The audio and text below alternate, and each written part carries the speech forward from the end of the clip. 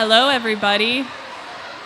I'm going to ask that we start to lower our voices. So we're going to get started, and we are going to first start with the Coast Salish anthem. Before we play the video, I just would like to share with you that the anthem itself consists of vocables, which is either a syllable or a sound without specific meaning. And so when those sounds are used together with or in place of actual words in a song, the intention is that the person listening to the song is meant to hear whatever message or meaning that comes to them personally. So I would like you just to think of that as we listen.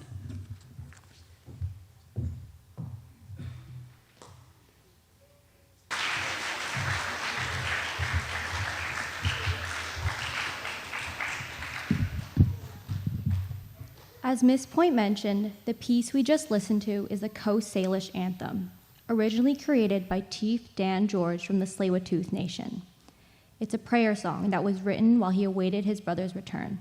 This anthem is a gift to all of us living on the traditional territories of our Coast Salish neighbors. My name is Cadence, and I'm one of your senior school prefects this year. And I am privileged to honor our local Indigenous communities as I acknowledge that we live, work, and learn on the unceded traditional territories of the Musqueam, Coast Salish, and Tsleil-Waututh peoples.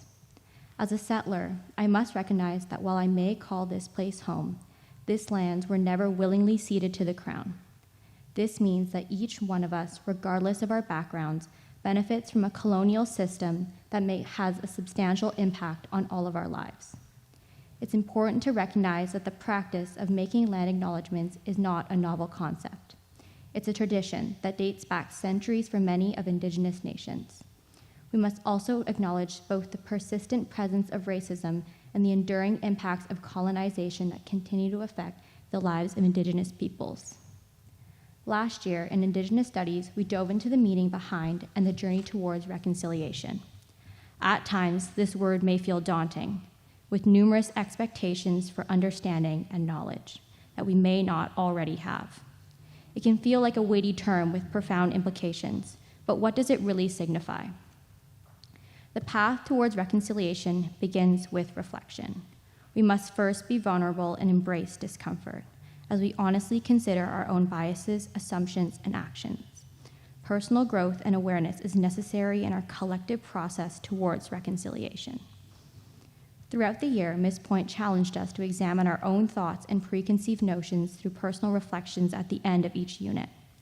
In February, we watched a documentary about missing and murdered Indigenous women and girls, which triggered a shift in my outlook on myself and in the world. In my life, I carry a certain burden of comparing my personal experiences to those of others.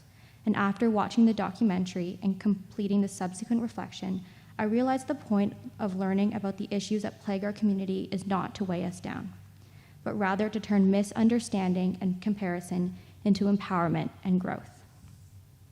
I challenged myself and embraced a shift in my mindset, and I now encourage all of you to do the same, to not shy away from what's difficult and to look at the world and all of its challenges with an open eyes and open hearts.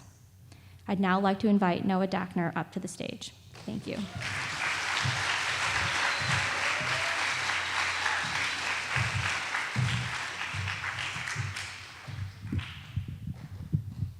Thanks, Cadence. For some of us, reconciliation may be something that we are afraid to interact with. Like Cadence said, it feels like the topic itself carries huge weight that is nearly impossible to navigate without saying the wrong thing or being blatantly uninformed about something important that we may feel ashamed just asking a question about, even though we meant well. Even writing the speech, it would have been easier to have just said no, to not have to worry about saying the right thing in the right tone, to just say, no, I don't want to speak because I'm too scared to make a mistake. But not trying to talk about reconciliation, not trying to engage with it, would be worse than making a mistake, saying the wrong thing with good intentions. I realized that saying the wrong thing with good intentions would be better than saying nothing at all, because at least I had tried.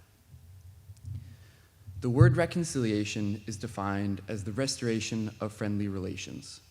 So the question for many of us now is, how do we restore a relationship that never existed in the first place, or one that we're afraid to work through? From my own experience, there are two things that we need to realize. First, reconciliation isn't something that we can check off of a to-do list.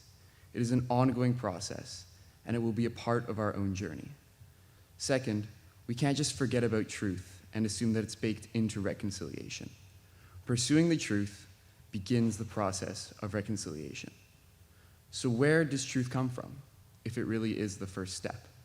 For me, my own journey really started last year in Contemporary Indigenous Studies 12. Through this course, there was one main event that kickstarted my learning. In mid-October last year, I had the opportunity and honor with some of my classmates to be a part of a pole-raising ceremony in Haida Gwaii. And although moving, the actual raising of the pole wasn't the most impactful part for me. The greatest learning happened the day prior, after we witnessed the pole being moved to where it would be raised from the workshop where it was created. After which, I had the courage to ask an elder about the significance of the pole and why it was made. She didn't judge that I didn't know anything about the pole. She didn't grill me on what I did or didn't know. She simply told me what she knew. She told me the pole was a memorial pole for Ben Davidson, who had passed away in 2020, and his brother Reg Davidson had carved the pole in his memory. She told me about the features of the pole and what the different animals meant and their significance and importance to Ben's life. I realized that she didn't mind that I wasn't from her community. She didn't mind that I didn't know anything about the pole. She told me that she was grateful that I had listened to her and that I had asked her a question in the first place. As simple of an interaction as that was, it was profound for me. It made me realize that truth doesn't just come from a textbook or a slideshow. It comes from people. And when you ask a person about their culture with genuine interest and you listen to understand, they won't mind when you get a word or a phrase wrong here or there. They will correct you, but it won't be to point out a mistake you made. It will be to teach you something new, where there is a gap in your knowledge that they want to help you fill, because it will be a part of an ongoing dialogue that you have opened with them. When you have a conversation with someone, you find the truth, they are heard, and you build a new relationship together. As Cadence mentioned, all of us are on a personal journey with reconciliation. So far in my journey, truth is what has let me engage meaningfully with the idea of reconciliation. In essence, no amount of education can change the past, but we can learn from it. We can form relationships that teach us about it. And with education, we can have the courage to find truth. So come back to my own question on how we can restore a relationship that we never had in the first place. We can build relationships that are forgiving and realize that it is better to ask a question with the wrong words than to say nothing at all. Thank you.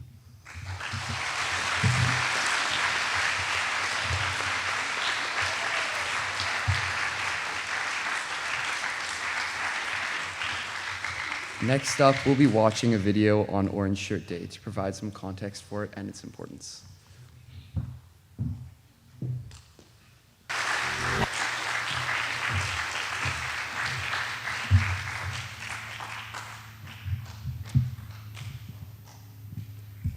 Asiam Tenesiaya, Miss Point, Quenisqui, Iatsep Ichual, Helek Tenesqualoin, Quetzqui, Quetznala, Tenawile. Hello, friends, relatives. Miss Point is my name. I hope you're well, and I'm happy to be here with all of you. Orange Shirt Day started with the story of Phyllis Webstad, a residential school survivor who had the courage to share her story in the hope that it would encourage healing for other survivors and intergenerational survivors who have all been impacted by the legacy of the Indian residential school system. This year marks the 10th year of Orange Shirt Day. The very first Orange Shirt Day was held as a small event in Phyllis's community of Williams Lake, British Columbia in 2013. Fast forward now to 2023, and Phyllis's story is now the nucleus for what has become a national movement to recognize the experience of survivors of Indian residential schools as a way to honor them and show a collective commitment to ensure that every child matters. The initiative calls for every Canadian to wear an orange shirt on September 30th in the spirit of healing and reconciliation.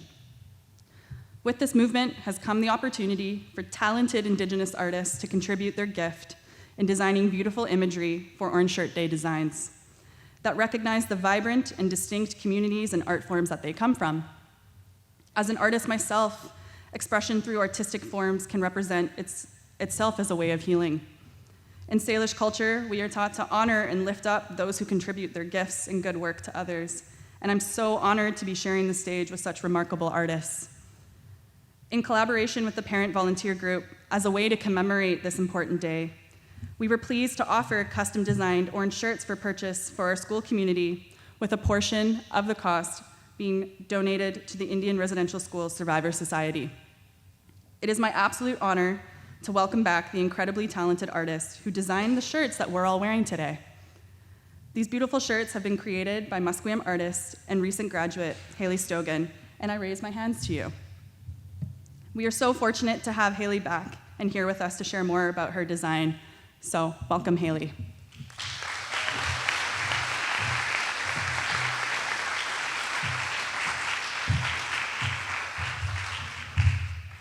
Eat Sapawal, Haley Stogan, Sinasqueeze, Eat Nitsanat Musqueam. Hello, everyone. How are you all? My name is Haley Stogan, and I'm from Musqueam.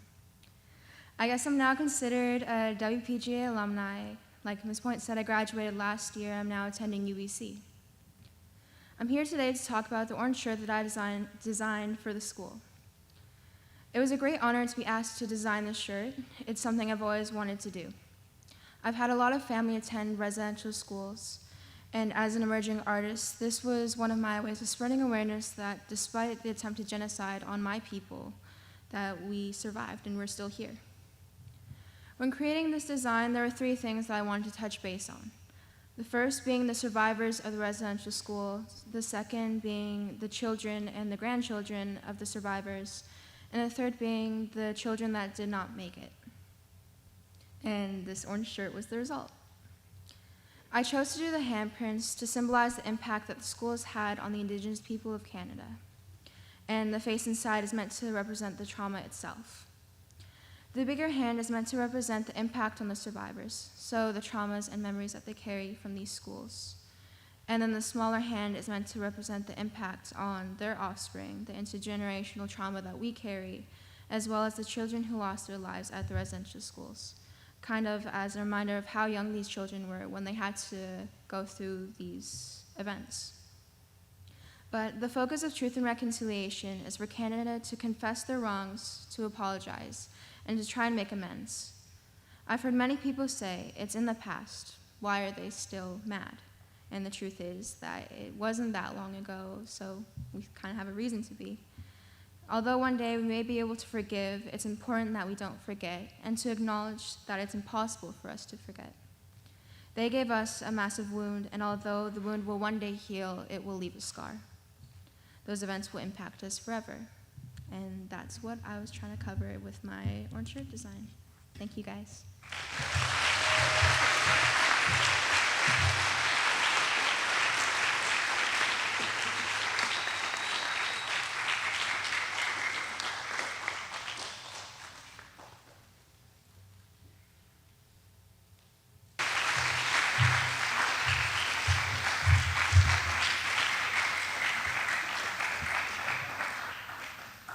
Hello, everyone. My name is Miss Townrow, and I'm part of the Heiltsuk Nation. We are grateful for Haley's beautiful work and dedication to making a difference. Her work is a testament to the power of art in bringing people together and creating change. Thank you, Haley, for your amazing work and for reminding us that every child matters. This day is very important to me as my mother was a residential day school survivor. I am wearing orange today to honor her, even though she is no longer with us today. I remember when I was in school, I would never share that I was Indigenous out of fear. It wasn't until I was an adult did I realize that this pain and shame is not something that I need to carry anymore. This is such a special moment for myself, my ancestors, and my daughter who attends the junior school.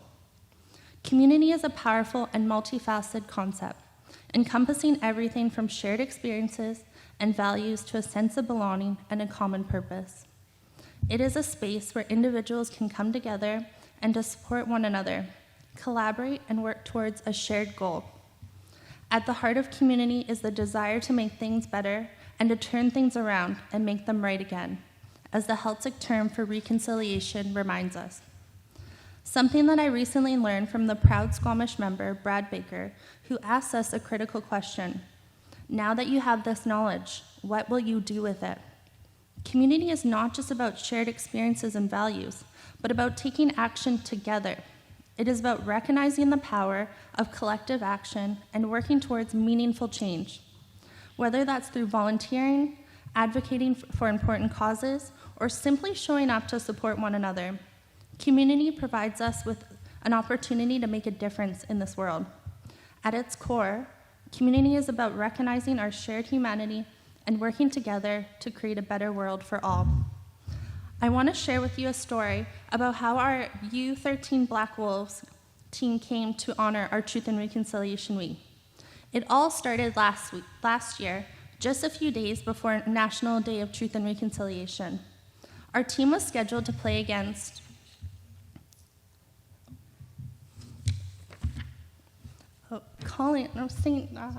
St. George's, I lost this part, and to honor the week. They considered wearing t-shirts and wristbands, but they didn't feel that was significant enough. And that's when they had the idea to wear orange shirts. Their challenge was finding 24 pairs of orange socks in just 48 hours. Fortunately, a local uniform distributor had exactly what they needed. And with that, their journey began. They wanted to do something more meaningful this year to honor Truth and Reconciliation. And that is when Mr. Wan reached out to me, and we started working on building a jersey to honor Truth and Reconciliation. Being a skating coach for over 10 years, this project was very near to my heart.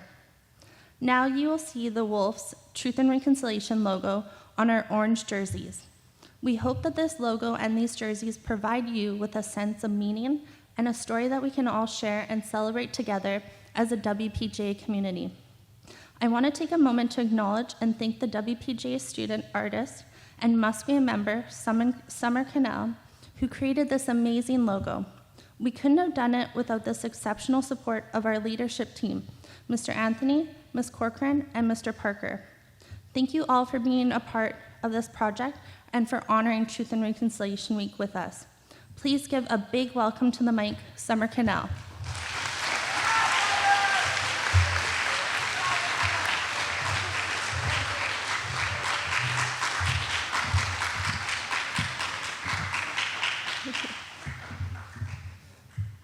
I knew I loved art from the moment I could hold a pencil. Art is important to me because it's helped educate me on my culture, and it's also put me in a position where I can help educate others as well. I created a design for the school, and I'd love to tell you a little bit more about it. The two wolves in this design symbolize the members of the school community, whether students, teachers, or staff, coming together as a pack to achieve their goals. The wolf holds deep significance in Musqueam culture, representing intelligence, loyalty, and strong family bonds. This resonates with the sense of unity and belonging within the school. The design's central theme of unity is reinforced by the intertwining of the wolves, highlighting the strength that comes from working together. It's a visual reminder that, like wolves, members of the school community are at their best when we support and rely on one another. The design is displayed on an orange background, which stands for Truth and Reconciliation. The purpose of September 30th, the National Day of Truth Reconciliation, is to recognize the families, communities, and never-returned-home children, as well as the survivors of residential schools. Thank you.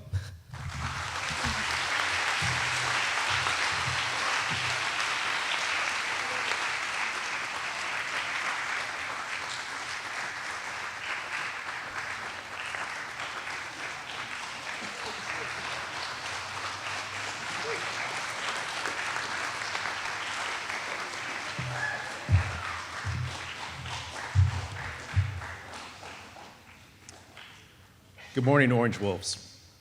I often have an opportunity to stand at the podium and address you as the very humble and happy head of school, and I often address you as Grey Wolves, And I know that sometimes we see you out there on the practice fields and on the competition fields wearing our gray uniforms, our black uniforms, and our white ones as well. And so we call you gray wolves, white wolves, and black wolves. Today, we are orange wolves. It's at a time like today that I really recognized how much more I still have to learn. I think back upon my own educational journey, and even though I stand here at the podium with the title head of school, I am very humbled by your generation and how you show up to events like today. You're much more open-minded than my generation was. I think you're much more well-informed. In fact, I'm a little embarrassed to say that I was 42 years old when I first realized what the word breakfast meant. Breakfast to me just meant Fruit Loops or Cocoa Puffs or a bacon and egg sandwich. And at some point in my early 40s, somebody pointed out to me that the word breakfast is actually a combination of two words, break and fast.